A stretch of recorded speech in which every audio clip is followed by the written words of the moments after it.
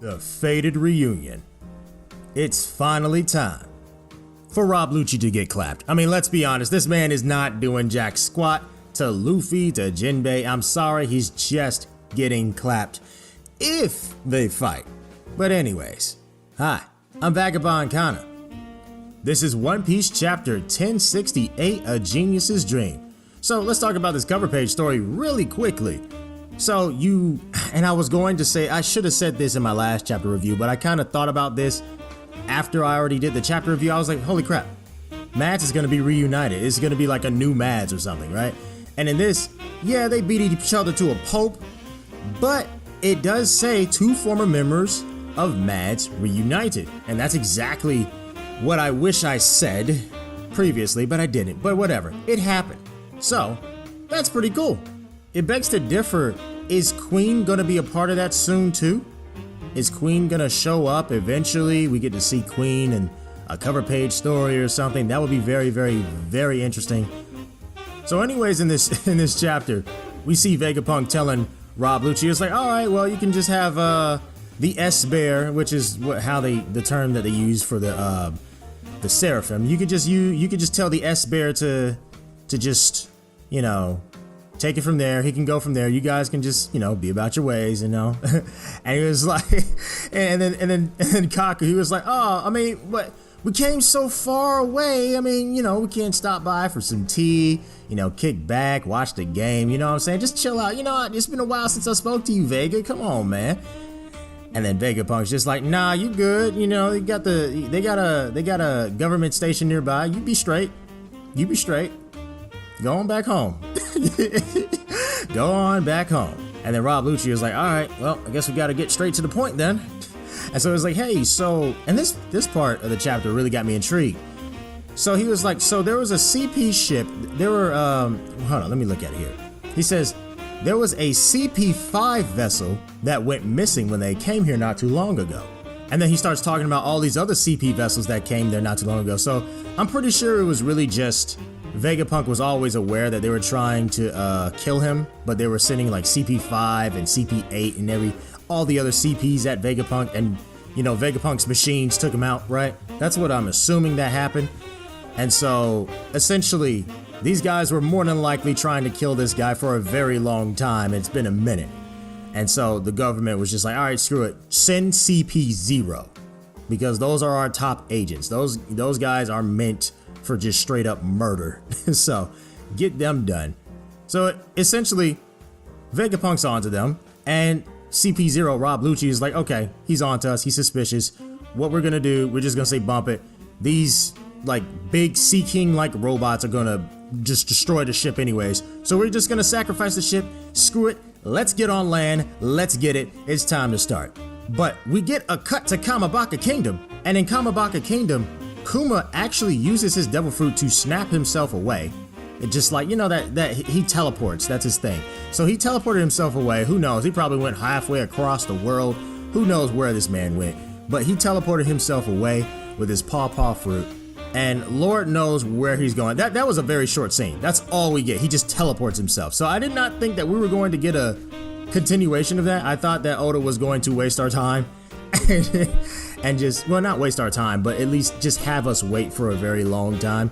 But no, he got right to it in like the very next chapter, which I'm very surprised of. Man, that's very different of him. He usually spends a lot of time not answering questions. So, but hey, I'll take it, right? Actually, when you think about it, this still doesn't answer a question, because the whole point of this scene is, oh, Kuma is going somewhere. Where are you going? So we still didn't really get an answer, so I guess I can still say that I was right.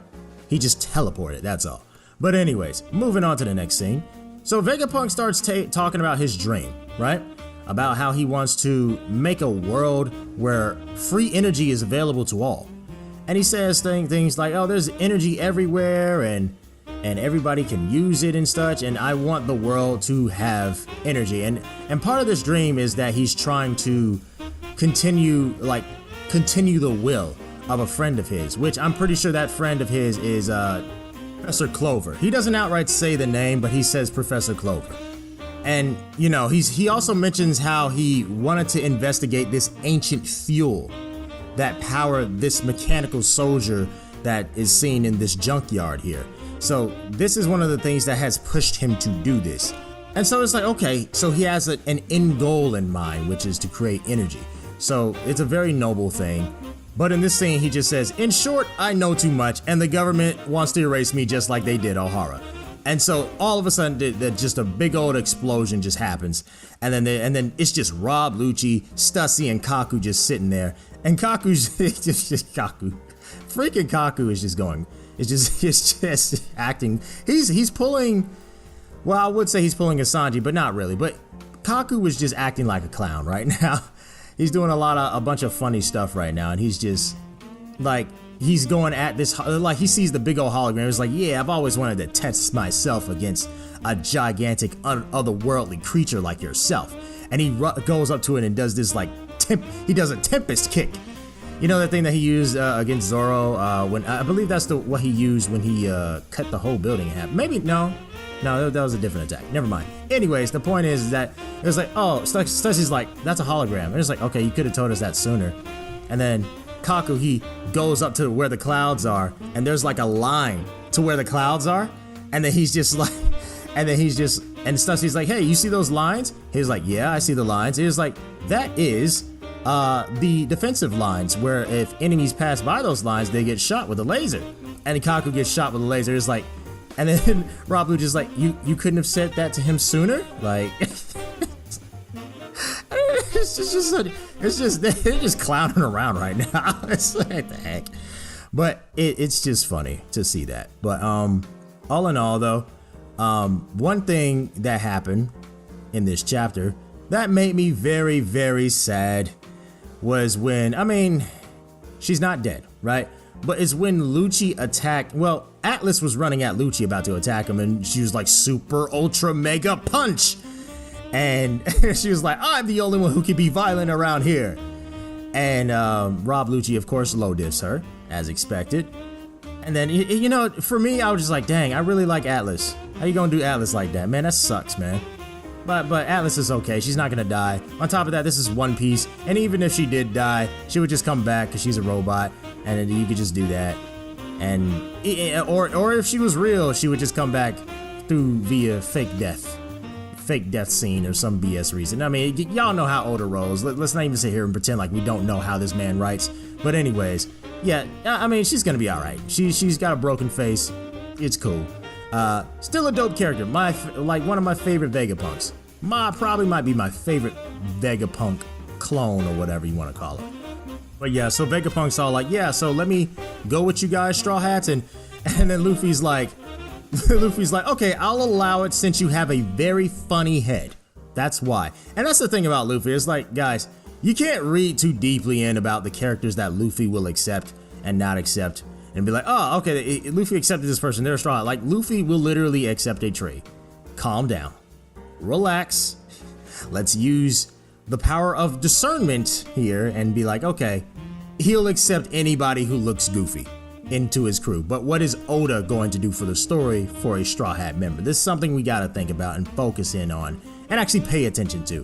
A lot of people seem to have that problem for some strange reason. I don't get it. But anyways, but pushing forward, Vegapunk, after he's like, okay, yeah, I want to join you. I want to get on the crew, not actually join the crew, but ride with you. I gotta make sure I word that correctly, because things are about to get crazy here, and we can't just be, we can't just stay here. This is gonna be a battlefield. So let's go up to the stratum, or the stratum. I think it's pronounced stratum. I googled it, and Google said stratum. So let's go up to the stratum and make sure that we're safe and good, and also take Bonnie with you as well.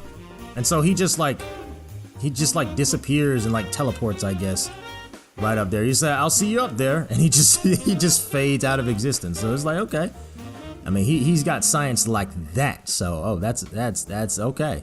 So anyways, moving forward, after Rob Lucci pretty much KOs Atlas, Luffy comes through and is like, "Come on, let's head to the top with that vacuum rocket thing." And then Rob Lucci, he's just sitting here. He sees Luffy and he's like, "Straw Hat." And Luffy sees Lucci, he's like, "Pigeon guy?" And I'm just like, oh shoot. Like, okay, this is, oh my god. Okay, it's not exciting from a power scaling perspective, but it's exciting from a character perspective, because to see these two face off against each other, this is one of Luffy's biggest, hardest fights of all time that he had to deal with, fighting against Lucci. It was a high div fight, the highest extreme div fight, right? And so for him to see Lucci again, it's gotta be like, oh, I remember you.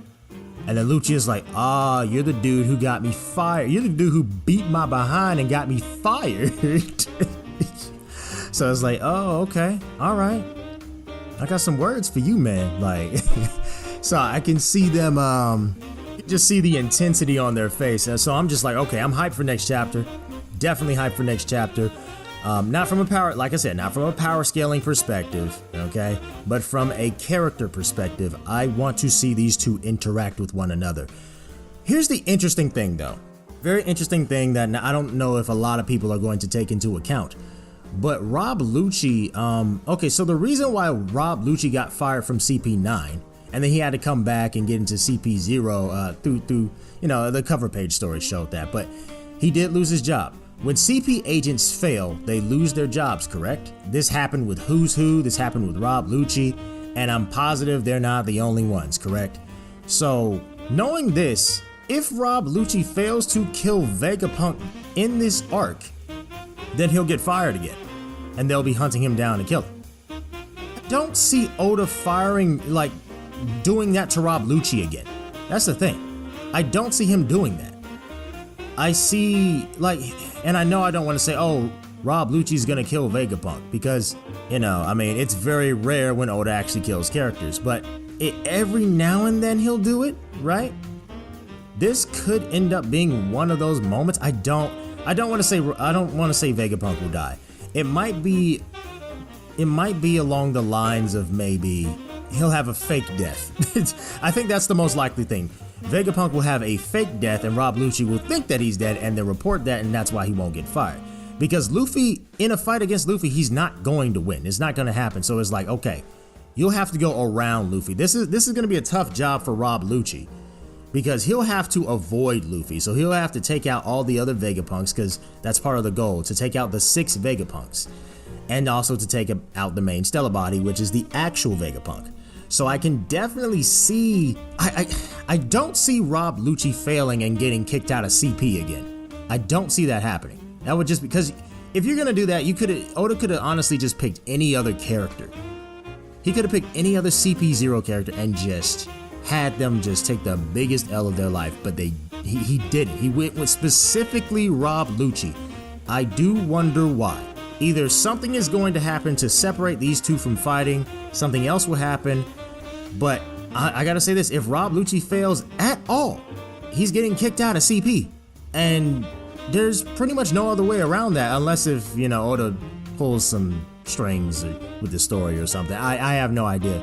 It's a complete possibility, but it's just something to think about. But what I'm most excited for are the character interactions between these two. Watch them be short. Watch them be extremely short, and then just something else happens entirely. That would be so Oda. That'd be very Oda. But I really look forward to what's going to happen in the next chapter. But all in all, this chapter does a lot of good setup, and is actually kind of funny as well. And we have a lot of interesting developments in this, especially considering the fact that we found out that they've been taking out, like, VEGAPUNK's been taking out CP battleships and everything. So it's just like, okay. I mean, this is very interesting, but we'll see what happens in the next chapter. Very much looking forward to it. Anyways, let's get on to the Reddit comments and see what people have to say about this. This one guy says, all I want for Christmas is for Luffy to completely F up Lucci. The other guy says, I hope Jinbei doesn't fight another oversized cat so early just because Luffy is carrying Bonnie. Which is an interesting assessment. I can actually see that happening now. And it's like, oh yeah, I've already had practice against Who's Who. I met your buddy. That would be an interesting conversation.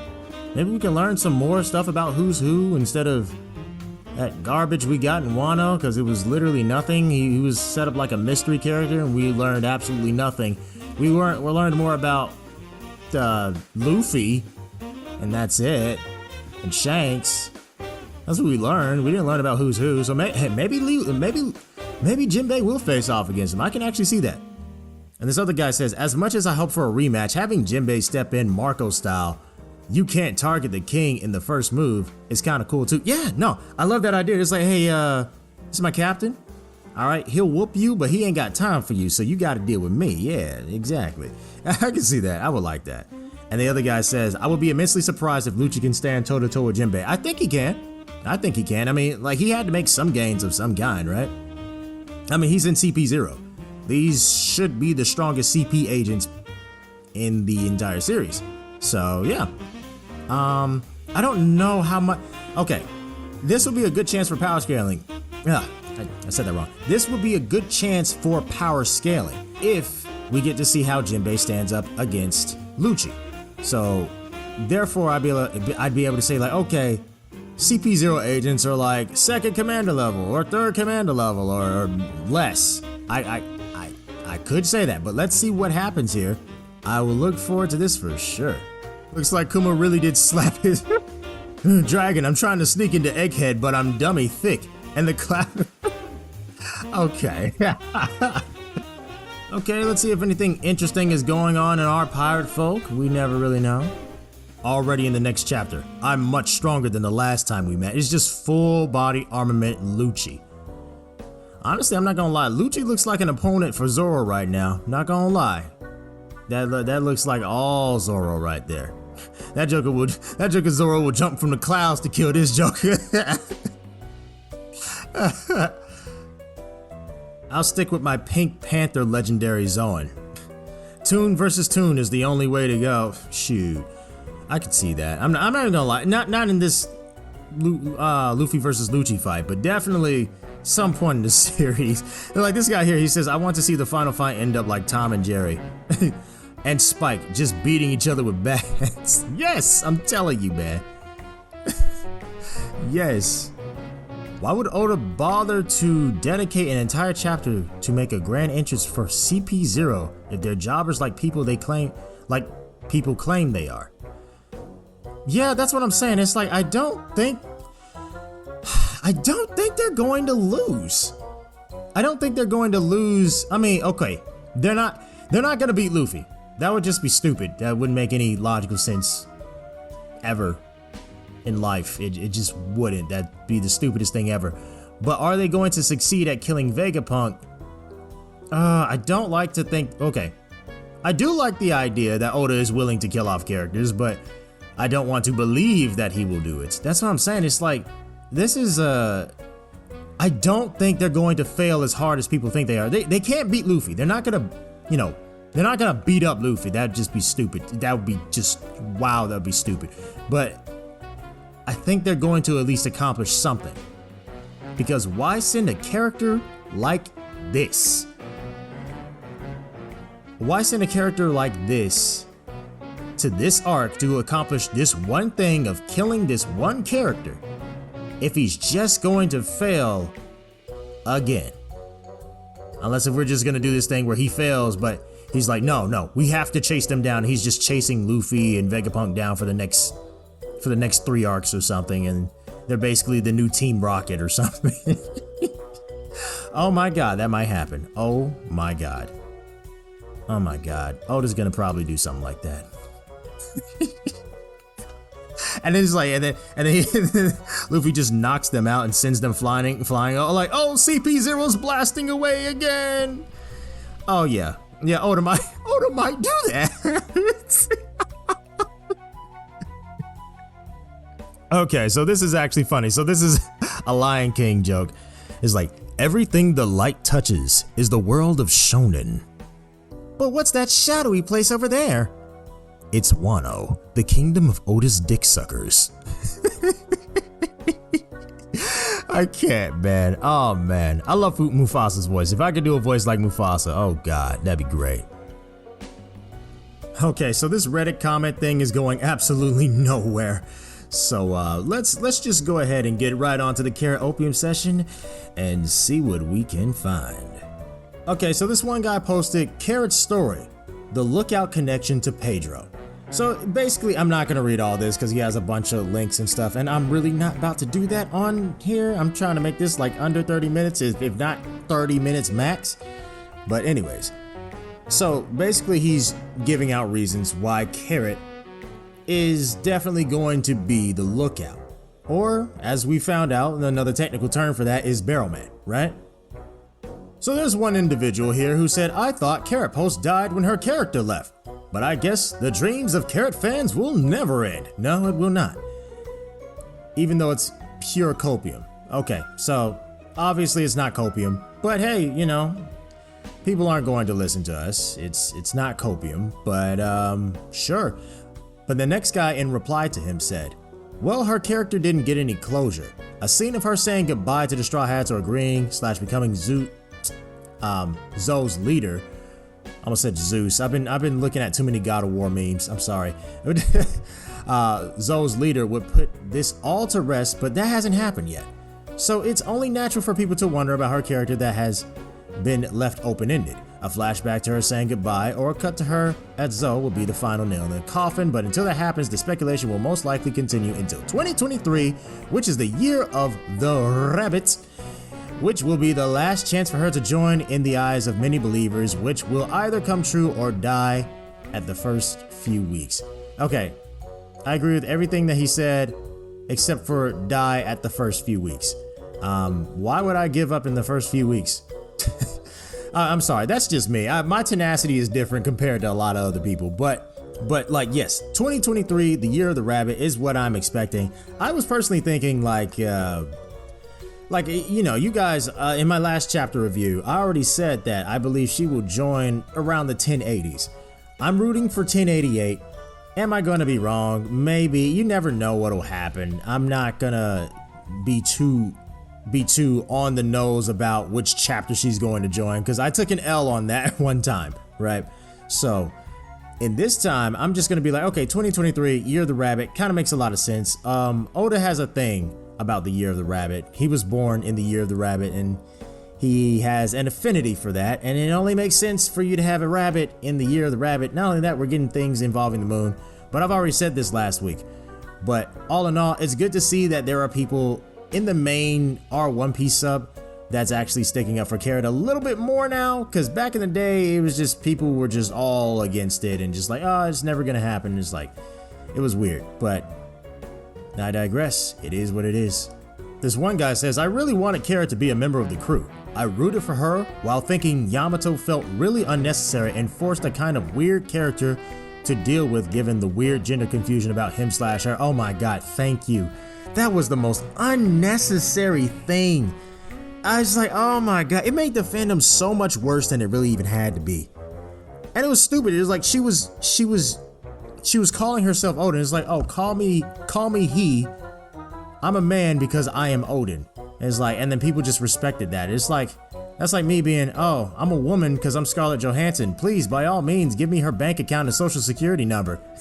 You know what I'm saying? Just respect that, huh? No, that's freaking stupid. I just stuck to calling her. I call Yamato a she, but every time you call her a she, there's always these people that come in and just like, oh, it's he. It just shows that you don't care about pronouns. It's like, this isn't even like a trans issue. This is just someone being an idiot. Like, like you're just a douchebag. Like, honestly, you are a fraud and an impersonator.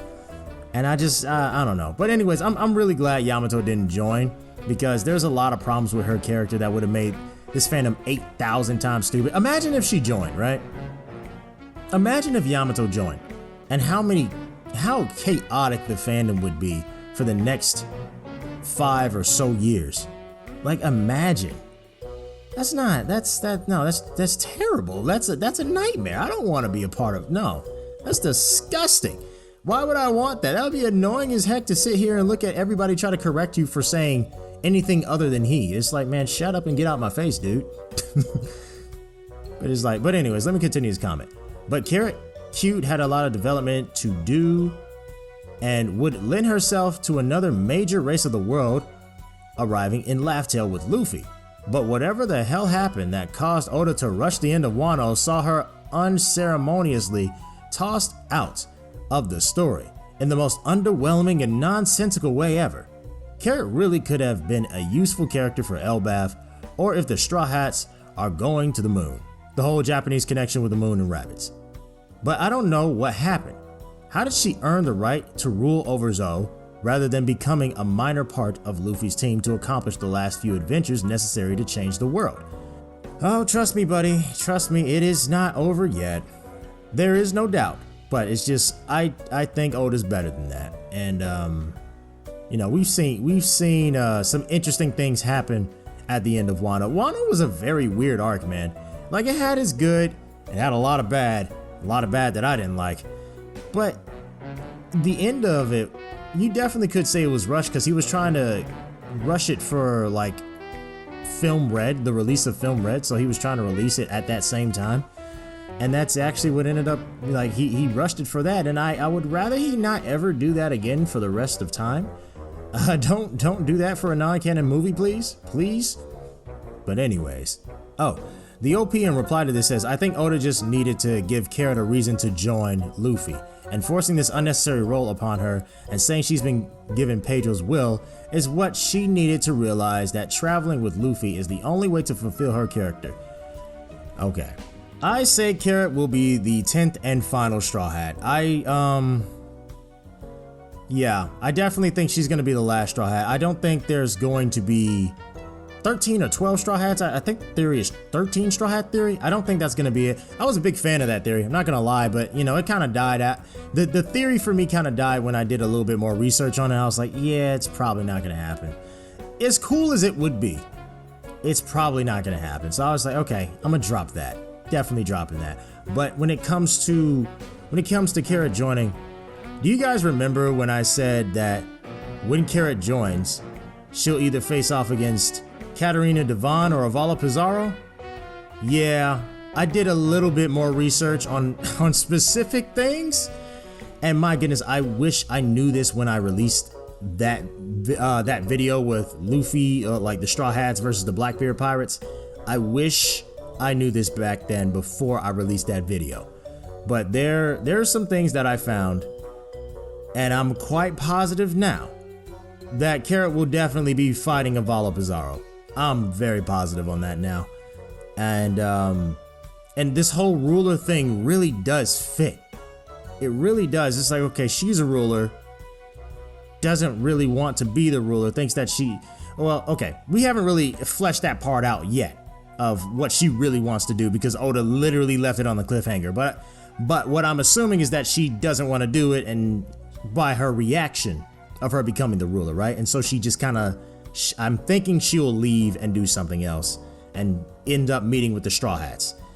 And so, but the thing about Avala Pizarro is that as I was doing the research, he was a corrupted king in which, like, he was a ruler, but people didn't want him to rule. They had to, they exiled him, they kicked him out. Whereas Carrot, they want her to be the ruler, they respect her, but it's like she doesn't want to do it. Avala Pizarro does want to be a ruler. Carrot does not want to be a ruler. So there's a duality there again, and it's like, okay, because like with the Straw Hat Pirates and the Blackbeard Pirates, if you guys haven't noticed, when it comes to their characters, there is a similarity but a difference. The thing with Luffy and Blackbeard, there's, okay, they both want freedom, but they go about it in different ways. Luffy is more loving and free in that way, whereas Blackbeard is more so, he's chaotic evil, whereas Luffy's chaotic good. Let's just put it like that, to put it in the shortest terms possible. Where, yeah, and then you, like I said in that video, Zoro, Shiryu. We know that's gonna be the matchup, right? Zoro is a swordsman with honor. Shiryu is a swordsman without honor. Scars on the back are a swordsman's shame, right? Whereas with Shiryu, he'll cut people in the back all the time. That's just his thing. And with the stuff that I found in that video, and then I found out more stuff after I released the video involving Avala Pizarro and a good relation for Carrot, I was like, oh my god, how did I miss this? I could have put this in the video, but it's like, okay, I kind of want to save this information for another video when I deal with Straw Hat Pirates versus Blackbeard Pirates in the future. I kind of want to save it for that, but for right now, I just really want to wait until the 10th Titanic captain shows up for Blackbeard. At that point, I'll be like, okay, then I can analyze whatever that person's character will be, right? I'm guessing it's going to be another woman, but you never know. But we can analyze that person, that new person that shows up, and then we could go like, okay, this matchup, we know the official matchups. And I'll say this, that, and the other, Avalo Pizarro versus Carrot, because like I've completely abandoned the Katarina Devon Carrot idea, because the Avalo Pizarro idea matches with that duality a lot more. Just the glove gauntlets, the ruler thing, how one wants to be a ruler but the other does not want to be a ruler, but one is hated and the other is loved. And it's just, okay, duality. There's a duality. I'm liking what I'm seeing a little too much. But all in all, as usual, Carrot's gonna join. You know, I gotta say that like almost every day. I just like, hey, Carrot's gonna join. Just waiting for it. I'm just saying, man, it's gonna happen. But like, look, guys, definitely, by all means, if you find anything, any clues for anything in the future, I know, like right now, all we do is get like small things such as, oh, we get like a character with bunny ears, right? Or we get like a, recently a bunny barrel propeller, right? Or there may be something that says 88. Please, by all means, speak it. Let everyone know. It's like, okay, you know, because I think in a recent chapter it was like, oh, let's go to room 88. That's like a small thing, vastly small thing. Kind of in the slick sense, it kind of means nothing, but we got to get the crumbs that we can, right? Yeah. So, but at the end of the day, if you can find anything that makes some form of sense, that can really prove this, or maybe tell us when Carrot will join, please by all means let us know. I would love to know. Like I said, I think Carrot's joining next year. I also think the 10th Titanic captain will be shown next year. And that's when the final Straw Hat will join next year. Carrot. During the year of the rabbit, before we really get into like the moon stuff, right? Before we get into like anything involving the moon, because I do think Carrot would definitely be there for the moon. But yeah, so all that being said, I really hope you guys enjoyed this chapter. Let me know what you think about this chapter. Let me know what you think about the Reddit comments, and let me know what you think about the Carrot Opium session, and the comments that you've seen on the Carrot Opium session. By all means, let me know. But anyways, make sure you guys hit that like button and subscribe as well. We're going to be back next week. And with all that being said,